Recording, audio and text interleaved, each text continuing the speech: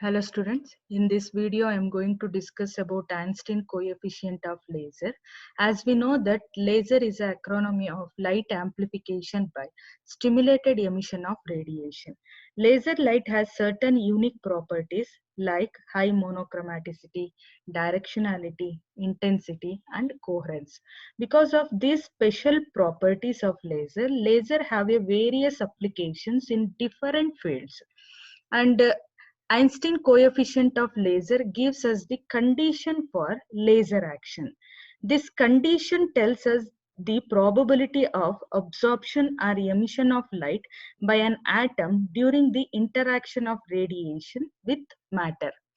Let's start the derivation. Einstein's A and B coefficient. Here A represents the spontaneous transition and B represents the absorption and stimulated transition. In 1916, Einstein explained the interaction of radiation with matter in terms of three basic processes.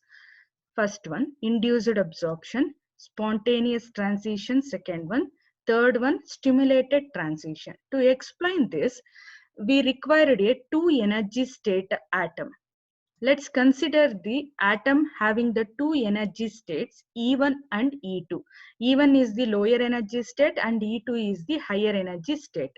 N1 and N2 be the number of atoms in E1 and E2 per unit volume. ನಾವಿಲ್ಲಿ two system ಎನರ್ಜಿನ consider ಮಾಡ್ತಾ ಇದೀವಿ. Atom ನ consider ಮಾಡಿದೀವಿ two energy system E1 and E2. E1 is the lower energy state, E2 is the higher energy state. Lower energy state ಅಲ್ಲಿ ಇರುವಂತ atoms N1 ಆಗಿರುತ್ತೆ, higher energy state ಅಲ್ಲಿ ಇರುವಂತ atoms N2 ಆಗಿರುತ್ತೆ. So at thermal equilibrium N1 will be greater than that of N2. ನಮ್ಗೆ thermal equilibrium position ಅಲ್ಲಿ ನಮ್ಗೆ lower state ನಮ್ಗೆ ಯೂಶುವಲ್ ಆಗಿ ಆಕ್ಯುಪೈ ಆಗಿರುತ್ತೆ compared to higher energy states. So ಇಲ್ಲಿ ನಮ್ಗೆ ಥರ್ಮಲ್ ಈಕ್ವಿಲಿಬ್ರಿಲಿಯಂ ಪೊಸಿಷನ್ ಅಲ್ಲಿ ನಮ್ಗೆ ಏನಾಗಿರುತ್ತೆ ಅಂತ ಹೇಳಿದ್ರೆ N2 ನಮ್ಗೆ ಕಮ್ಮಿ ಇರುತ್ತೆ compared to N1. First one, induced absorption. Induced absorption ನ ಎಕ್ಸ್ಪ್ಲೈನ್ ಮಾಡಕ್ಕೆ again we are considering two energy state. This two energy state ಅನ್ನ ನಾವು ಕನ್ಸಿಡರ್ ಮಾಡ್ತಾ ಇದೀವಿ E1 and E2. E1 state ಅಲ್ಲಿ N1 ಆಟಮ್ಸ್ ಇದೆ, E2 ಸ್ಟೇಟ್ ಅಲ್ಲಿ N2 atoms ಇದೆ. ಇಲ್ಲಿ ನಮ್ಗೆ E1 ಸ್ಟೇಟ್ ಅಲ್ಲಿ ಇರುವಂತ ಆಟಮ್ ನಾವು ಇಲ್ಲಿ ರೆಪ್ರೆಸೆಂಟ್ ಮಾಡಿದೀನಿ. ಸೊ ಇಲ್ಲಿ ನಮ್ಗೆ ಲೋಯರ್ ಎನರ್ಜಿ ಸ್ಟೇಟ್ ಇಂದ ಹೈಯರ್ ಎನರ್ಜಿ ಸ್ಟೇಟ್ ಗೆ ಆಟಮ್ ಎಕ್ಸೈಟ್ ಆಗ್ಬೇಕು ಅಂತ ಹೇಳಿದ್ರೆ ಇಟ್ ರಿಕ್ವೈರ್ಸ್ ಎನರ್ಜಿ.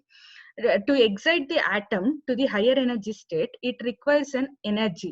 So ನಾವು ಇಲ್ಲಿ ಎಕ್ಸ್ಟರ್ನಲ್ ಎನರ್ಜಿನ ಇನ್ಸಿಡೆಂಟ್ ಮಾಡಿದಾಗ ಲೋಯರ್ ಎನರ್ಜಿ ಸ್ಟೇಟ್ ಅಲ್ಲಿ ಇರುವಂತ ಆಟಮ್ಗೆ it get excited to the higher energy state. ಇಲ್ಲಿ ನಾವು ಎನರ್ಜಿನ E2 minus E1 equals to hν electromagnetic radiation ಎನರ್ಜಿನ ಇನ್ಸಿಡೆಂಟ್ ಮಾಡ್ತಾ ಇದೀವಿ. ಸೊ ಅದನ್ನ ಅಬ್ಸಾರ್ಬ್ ಮಾಡ್ಕೊಂಡು ಏನಾಗ್ತಾ ಇದೆ, ಆಟಮ್ ಹೈಯರ್ ಎನರ್ಜಿ ಸ್ಟೇಟ್ ಗೆ ಎಕ್ಸೈಟ್ ಆಗ್ತಾ ಇದೆ. This process we call it as induced absorption. ಇಲ್ಲಿ ನಾವು ಇಂಡ್ಯೂಸ್ಡ್ ಅಬ್ಸಾರ್ಪ್ಷನ್ ಏನಾಗ್ತಾ ಇದೆ, we have to find out the rate at which the number of atoms are excited from E1 to E2. ಅಂದ್ರೆ dN12 divided by D2 dt, dN12 divided by dt term ಏನಿದೆ that gives the rate. ಇಲ್ಲಿ 1-2 represents lower energy state to higher energy state subscript. ಇಲ್ಲಿ ನಮ್ಗೆ lower energy state ಅಲ್ಲಿ ಇರುವಂತ atom ಎಷ್ಟು higher energy state ಗೆ ಹೋಗ್ತಾ ಇದೆ ಅನ್ನೋದನ್ನ ನಾವು ಫೈಂಡ್ ಔಟ್ ಮಾಡ್ಕೋಬೇಕು. That gives us the rate. A rate, according to Einstein, that rate of induced absorption is directly proportional to ಏನಾಗಿರುತ್ತೆ ಅಂದ್ರೆ N1 number of atoms in the E1 state, lower energy state ಅಲ್ಲಿ ಇರುವಂತ atom ಮೇಲೆ depend ಆಗಿರುತ್ತೆ.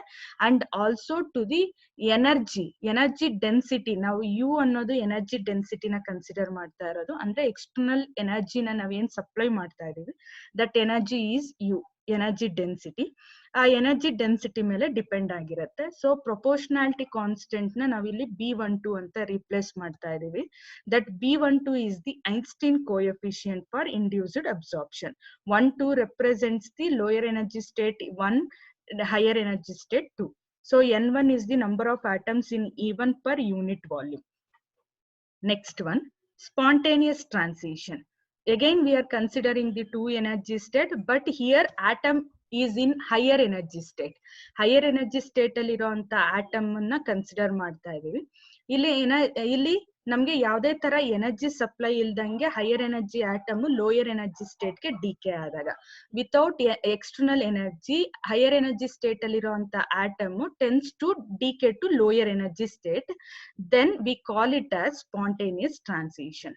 ಇಲ್ಲಿ ನಮ್ಗೆ higher energy state ಅಲ್ಲಿರುವಂತ atom lower energy state ಗೆ ಡಿಕೆ ಆಗುತ್ತೆ, ಅದ್ರ ಟೆಂಡೆನ್ಸಿ ಅನ್ಸ್ಟೇಬಲ್ ಆಗಿರುತ್ತೆ, tendency towards lower energy state ಆಗಿರುತ್ತೆ. While coming back it emits the incoherent photon. ಇಲ್ಲಿ ರೇಡಿಯೇಷನ್ ನ ಎಮಿಟ್ ಮಾಡ್ಕೊಂಡು ನಮ್ಗೆ ಲೋಯರ್ ಎನರ್ಜಿ ಸ್ಟೇಟ್ ಗೆ ಡಿಕೆ ಆಗುತ್ತೆ.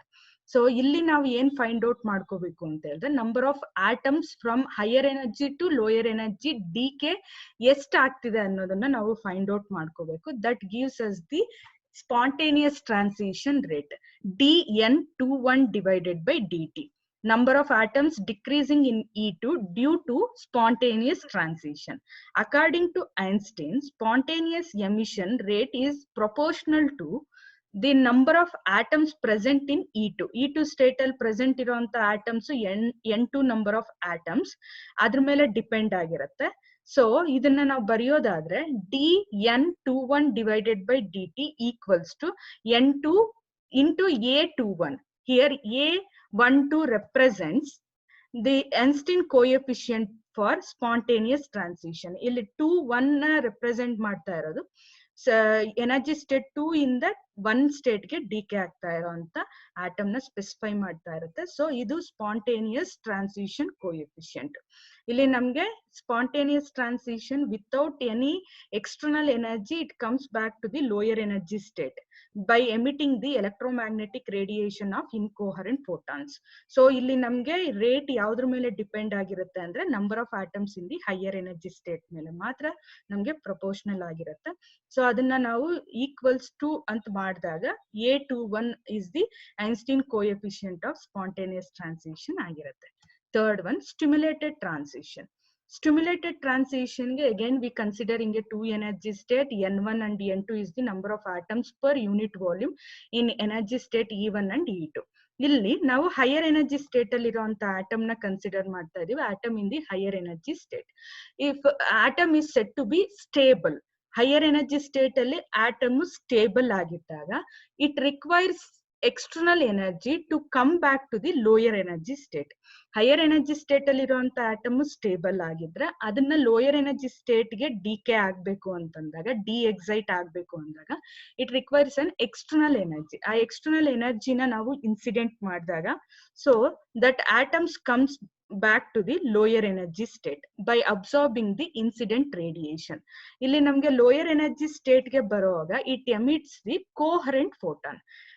ಹೈಯರ್ ಎನರ್ಜಿ ಸ್ಟೇಟ್ ಇಂದ ಲೋಯರ್ ಎನರ್ಜಿ ಸ್ಟೇಟ್ ಗೆ ಡಿಕೆ ಆಗ್ತಿರೋಂತ ಆಟಮ್ ನಮ್ಗೆ ಕೋಹರೆಂಟ್ ಫೋಟಾನ್ಸ್ ನ ಎಮಿಟ್ ಮಾಡ್ಕೊಂಡು ಲೋಯರ್ ಎನರ್ಜಿ ಸ್ಟೇಟ್ ಗೆ ಡಿಕೆ ಆಗುತ್ತೆ. ಸೊ ಈ ಪ್ರೋಸೆಸ್ ನ ನಾವ್ ಏನಂತ ಕರಿತೀವಿ, ಸ್ಟಿಮ್ಯುಲೇಟೆಡ್ ಟ್ರಾನ್ಸಿಷನ್ ಅಂತ ಕರಿತೀವಿ. ಇಲ್ಲಿ ಹೈಯರ್ ಎನರ್ಜಿ ಸ್ಟೇಟ್ ಅಲ್ಲಿ ಇರುವಂತ ಆಟಮ್ ನ ಸ್ಟಿಮ್ಯುಲೇಟ್ ಮಾಡ್ತೀವಿ to comes to the lower energy state. So ಇಲ್ಲಿ ಏನ್ ಫೈಂಡ್ ಔಟ್ ಮಾಡ್ಕೋಬೇಕು, dN21 divided by dt gives the number of atoms decreasing in E2 by stimulated transition. So ಇದನ್ನ ನಾವು stimulated transition rate ಅಂತ ಕರಿತೀವಿ. Number of atoms lower energy state ಗೆ ಎಷ್ಟು DK ಆಗ್ತಾ ಇದೆ ಬೈ ಸ್ಪಾಂಟೇನಿಯಸ್ ಟ್ರಾನ್ಸಿಷನ್ ಅನ್ನೋದನ್ನ ನಾವು ಫೈಂಡ್ ಔಟ್ ಮಾಡ್ಕೋಬೇಕು. ದಟ್ ಸ್ಪಾಂಟೇನಿಯಸ್ ಟ್ರಾನ್ಸಿಷನ್ ಡಿಕೆನ ಐನ್ಸ್ಟೀನ್ ಅಕಾರ್ಡಿಂಗ್ ಟು ಐನ್ಸ್ಟೀನ್ ನಮ್ಗೆ ಏನಾಗಿರುತ್ತೆ ಅಂತ ಹೇಳಿದ್ರೆ it depends on the number of atoms present in E2 and energy density of radiation incidenting on it. ಇಲ್ಲಿ ನಮ್ಗೆ ಎನರ್ಜಿ ಡೆನ್ಸಿಟಿ ಏನ್ ನಾವ್ ಇನ್ಸಿಡೆಂಟ್ ಮಾಡ್ತಾ ಇದೀವಿ, ಇಲ್ಲಿ ಇನ್ಸಿಡೆಂಟ್ ಮಾಡ್ತಿರೋ ಅಂತ ಎನರ್ಜಿ ಅದ್ರದ್ದು density, energy density and number of atoms in the higher energy state ಮೇಲೆ ನಮ್ಗೆ ಡಿಪೆಂಡ್ ಆಗಿರುತ್ತೆ. So dN21 divided by dt equals to N2U B21. ಇಲ್ಲಿ ನಮ್ಗೆ N2 number of atoms in the higher energy state, ಅದು E2 per unit volume. U is the energy density of radiation, incidenting radiation the energy density. B21 is the Einstein coefficient for stimulated transition. ಇಲ್ಲಿ proportionality ನ ನಾವು B21 ಇಂದ remove ಮಾಡ್ಕೊಳ್ತೀವಿ. So replace ಮಾಡಿದಾಗ B21 is our Einstein coefficient for stimulated transition. So 3 process ನ use ಮಾಡ್ಕೊಂಡು ನಾವು ಇಲ್ಲಿ ಕಂಡೀಷನ್ ನ ಡಿರೈವ್ ಮಾಡ್ಕೊಳ್ತಾ ಇದೀವಿ.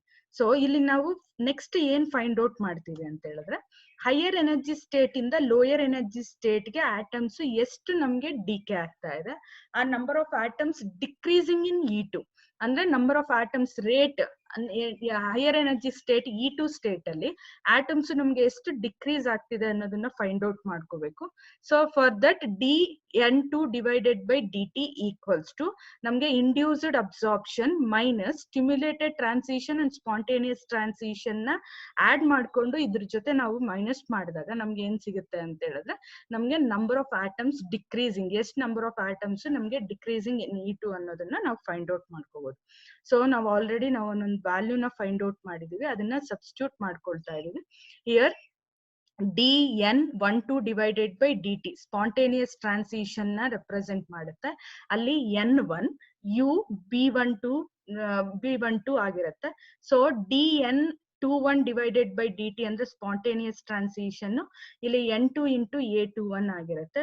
dN21 divided by dt for stimulated transition, so N2 U B21 ಆಗಿರುತ್ತೆ. ಇಲ್ಲಿ 1-2 represents lower energy to higher energy state, 2-1 represents higher energy to lower energy state. For ಇದನ್ನ ನಾನು ಇಲ್ಲಿ ಬ್ರಾಕೆಟ್ ರಿಮೂವ್ ಮಾಡ್ಕೊಂಡು ಬರ್ಕೊಂಡಿದ್ದೀನಿ. ಸೊ ಇಲ್ಲಿ ಅಟ್ ಥರ್ಮಲ್ ಈಕ್ವಿಲಿಬ್ರಿಲಿಯಂ ಪೊಸಿಷನ್, ಇಲ್ಲಿ condition ಏನ್ ಹೇಳ್ತಾರೆ ಅಂತ ಹೇಳಿದ್ರೆ, at thermal equilibrium position number of atoms from lower energy state to higher energy state, higher energy state to lower energy state will be balanced. ಅಂದ್ರೆ equilibrium state ಅಲ್ಲಿ ನಮ್ಗೆ lower energy state ಇಂದ excite ಆಗ್ತಿರೋಂತ atoms higher energy state ಇಂದ lower energy state ಗೆ de-excite ಆಗ್ತಿರೋಂತ atoms ನಮ್ಗೆ equilibrium ಆಗಿರುತ್ತೆ, ಸೇಮ್ ಆಗಿರುತ್ತೆ. ಆ ಟೈಮಲ್ಲಿ ನಾವು ಡಿಕೆ ನ ನೋಡೋದಾದ್ರೆ that will be equals to 0 ಆಗಿರುತ್ತೆ. ಅಂದ್ರೆ ಡಿಕ್ರೀಸಿಂಗ್ ಆಟಮ್ಸ್ ನ ಕನ್ಸಿಡರ್ ಮಾಡೋದಾದ್ರೆ ನಮ್ಗೆ ಎರಡು ಸೇಮ್ ಆಗಿರುತ್ತೆ. So that will be equals to 0 ಆಗಿರುತ್ತೆ. So dN2 divided by dt ನ ನಾವು 0ಗೆ ಸಬ್ಸ್ಟಿಟ್ಯೂಟ್ ಮಾಡ್ಕೊಂಡಾಗ, ಸೊ ಇಲ್ಲಿ ಎಕ್ಸ್ಪ್ರೆಷನ್ ಏನಾಗುತ್ತೆ, N1 B12 minus N2 B21 into U minus N2 A21 equals to 0. ಇಲ್ಲಿ ನಾವು ನೆಕ್ಸ್ಟ್ ಏನ್ ಮಾಡೋಣ, ಯು ಗೆ ಸಾಲ್ವ್ ಮಾಡ್ಕೊಳ್ಳೋಣ. ಸೊ ಅದಕ್ಕೆ ಏನ್ ಮಾಡೋಣ, N2 A21 ನ ರೈಟ್ ಸೈಡ್ ಗೆ ಸೆಂಡ್ ಮಾಡಿದಾಗ we get U equals to N2 A21 divided by N1 B12 minus N2 B21. ಇದು ನಮ್ಗೆ ಎನರ್ಜಿ ಡೆನ್ಸಿಟಿನ ಕೊಡುತ್ತೆ. ನೆಕ್ಸ್ಟ್ ಇಲ್ಲಿ Einstein condition at thermal equilibrium, ನಾನು ಆಲ್ರೆಡಿ ಹೇಳ್ದಂಗೆ ಲೋಯರ್ ಎನರ್ಜಿ ಸ್ಟೇಟ್ ಇಂದ ಹೈಯರ್ ಎನರ್ಜಿ ಸ್ಟೇಟ್ ಗೆ ಅಂದ್ರೆ ಅಬ್ಸಾರ್ಪ್ಷನ್ ಏನಿದೆ that will be equals to ನಮ್ಗೆ ಡಿ ಎಕ್ಸೈಟೇಷನ್ ಆಗ್ತಿರೋ ಅಂತ ಆಟಮ್ಸ್ ಗೆ ನಮ್ಗೆ ಏನಾಗಿರುತ್ತೆ, ಈಕ್ವಲ್ ಆಗಿರುತ್ತೆ. ಸೊ ಹೈಯರ್ ಎನರ್ಜಿ ಸ್ಟೇಟ್ ಇಂದ ಲೋಯರ್ ಎನರ್ಜಿ ಸ್ಟೇಟ್ ಗೆ ನಮ್ಗೆ ಡಿ ಎಕ್ಸೈಟ್ ಆಗ್ತಿದ್ದಾಗ ಅಲ್ಲಿರೋ ಅಂತ ಆಟಮ್ಸ್ ನಮ್ಗೆ ಏನಾಗ್ತಾ ಇರುತ್ತೆ, ಎರಡು ಸೇಮ್ ಆಗಿರುತ್ತೆ. So B12 will be equals to B21. ಅದನ್ನ ನಾವು ಇಲ್ಲಿ ಸಬ್ಸ್ಟಿಟ್ಯೂಟ್ ಮಾಡ್ಕೊಳ್ಳೋದಾದ್ರೆ ಡಿನಾಮಿನೇಟರ್ ಅಲ್ಲಿ B12 ಇತ್ತು, ಅಲ್ಲಿ ನಾವು B21 ಅನ್ನ ಸಬ್ಸ್ಟಿಟ್ಯೂಟ್ ಮಾಡ್ಕೊಳ್ಳೋದಾದ್ರೆ ನೆಕ್ಸ್ಟ್ ಸ್ಟೆಪ್ ಅಲ್ಲಿ ನಾವ್ ಏನ್ ಮಾಡ್ಬೋದು, B21 ನ ಕಾಮನ್ ತೆಗಿಬಹುದು. ಸೊ ಇಲ್ಲಿ ನಾವು U equals to N2 A21 divided by B21 ನ ಕಾಮನ್ ತೆಗ್ದಿದೀವಿ ಡಿನಾಮಿನೇಟರ್ ಅಲ್ಲಿ. So in bracket N1 minus N2 ಇರುತ್ತೆ. ನೆಕ್ಸ್ಟ್ ಇಲ್ಲಿ ನಾವು N2 ನ ಡಿನಾಮಿನೇಟರ್ ಅಲ್ಲಿ ಕಾಮನ್ ತೆಗೆದಾಗ ಇಲ್ಲಿ ನ್ಯೂಮರೇಟರ್ ಅಲ್ಲಿ ಇರುವಂತ constant term A21 divided by B21 ನ ಸಪರೇಟ್ ಆಗಿ ಬರ್ಕೊಂಡು, ಇಲ್ಲಿ number of atoms higher energy state ಅಲ್ಲಿ ಇರುವಂತ atoms N2 divided by N2 ಏನ್ ಕಾಮನ್ ತೆಗ್ದಿದೀವಿ ಅದು ಈ ಬ್ರಾಕೆಟ್ ಅಲ್ಲಿ N1 divided by N2 minus 1 ಆಗುತ್ತೆ. ಇಲ್ಲಿ N2 ಕ್ಯಾನ್ಸಲ್ ಆಗುತ್ತೆ. ಸೊ ನೆಕ್ಸ್ಟ್ ಸ್ಟೆಪ್ ಅಲ್ಲಿ ಇಲ್ಲಿ ಏನಾಗುತ್ತೆ, U equals to 1 divided by N1 divided by N2 minus 1 ಆಗುತ್ತೆ. ಸೊ ಇಲ್ಲಿ N2 ನ ಕ್ಯಾನ್ಸಲ್ ಮಾಡ್ಕೊಂಡಿದೀವಿ. ಸೊ ಇಲ್ಲಿ ನೆಕ್ಸ್ಟ್ ನಾವ್ ಏನ್ ಫೈಂಡ್ ಔಟ್ ಮಾಡ್ಕೊಳ್ತೀವಿ ಅಂದ್ರೆ N1 ಡಿವೈಡೆಡ್ ಬೈ N2 ನ ಇನ್ ಟರ್ಮ್ಸ್ ಆಫ್ ನಾವು ಬೋಲ್ಟ್ಸ್ಮನ್ಸ್ ಲಾ ನ ಯೂಸ್ ಮಾಡ್ಕೊಂಡು ಅನದರ್ ಫಾರಮ್ ಅಲ್ಲಿ ನಾವು ಅದನ್ನ ಬರ್ಕೊಳ್ತೀವಿ.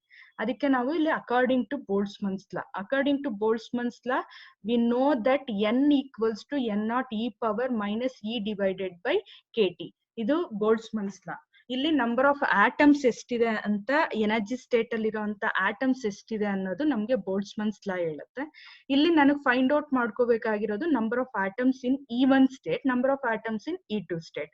So for that N1 atom equals to N0 e power minus E1 divided by KT, N2 equals to N0 e power minus E2 divided by KT ಆಗುತ್ತೆ. So ಇದನ್ನ ನಾವು ratio ಅಲ್ಲಿ ಬರ್ಕೊಳ್ಳೋದಾದ್ರೆ ನಮ್ಗೆ ಏನ್ ಬೇಕು, ಡಿನಾಮಿನೇಟರ್ ಅಲ್ಲಿ n1 ಡಿವೈಡೆಡ್ ಬೈ n2 ಬೇಕು. So for that n1 divided by n2 equals to e power minus e1 divided by kt, that divided by e power minus e2 divided by kt ಆಗಿರುತ್ತೆ. ಇಲ್ಲಿ ನಾವು denominator ಅಲ್ಲಿ ಇರೋದನ್ನ numerator ಕಳಿಸಿದಾಗ next step ಅಲ್ಲಿ n1 divided by n2 equals to e power e2 minus e1 divided by kt ಆಗುತ್ತೆ. We know that e2 minus e1 equals to h nu.